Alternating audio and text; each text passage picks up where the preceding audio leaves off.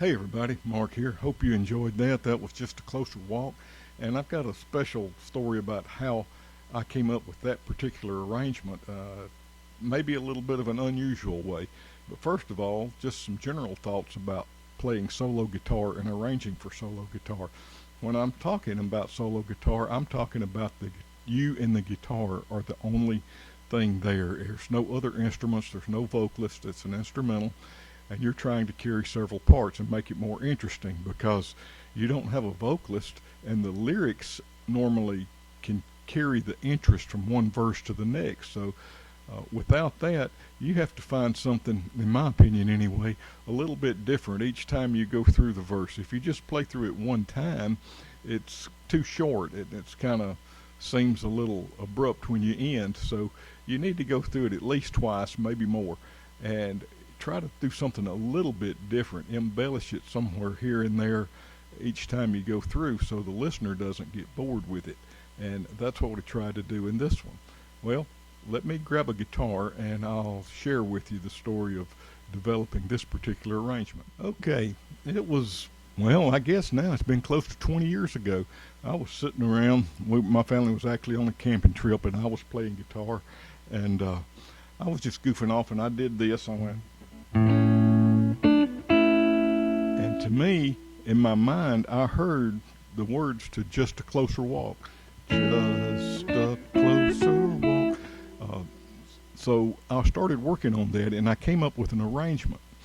And only thing is, I could only go through it one time. As I'm talking about, as you go through each verse, you need to be able to add some variety, and I was having trouble. I was stuck for quite a long time just playing it just in the key of A one time through, and so therefore I wouldn't play it at church or anything because it was too short, and I was stuck.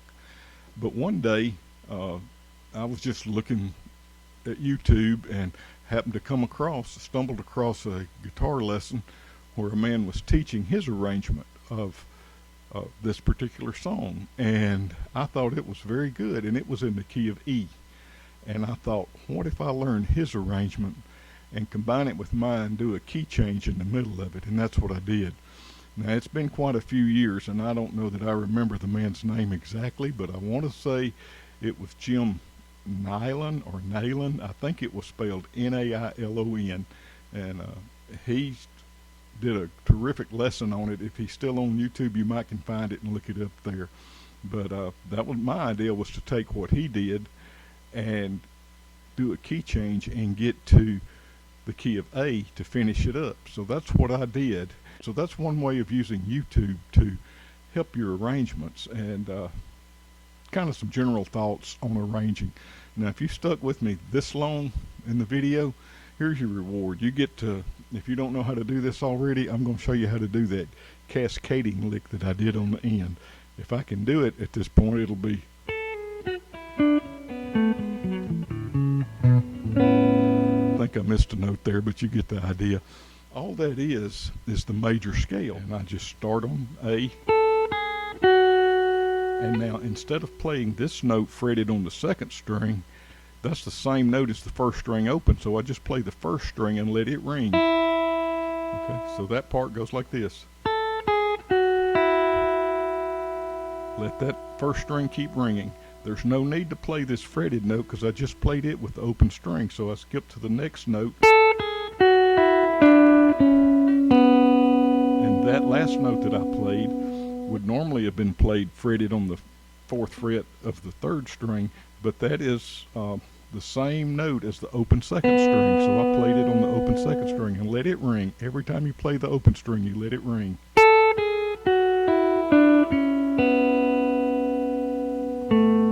That carries me through my first octave.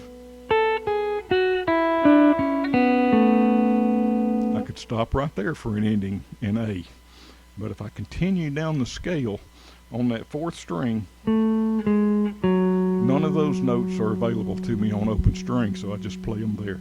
Now I play the E note on the 5th string, 7th fret, and instead of playing the D on the 5th string, I play it on the open 4th string.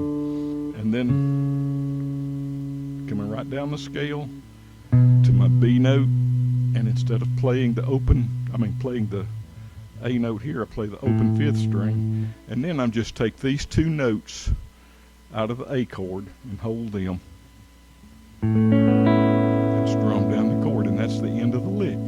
That chord is a form of A. You could call it an A9 probably, or maybe an A2. And the lick.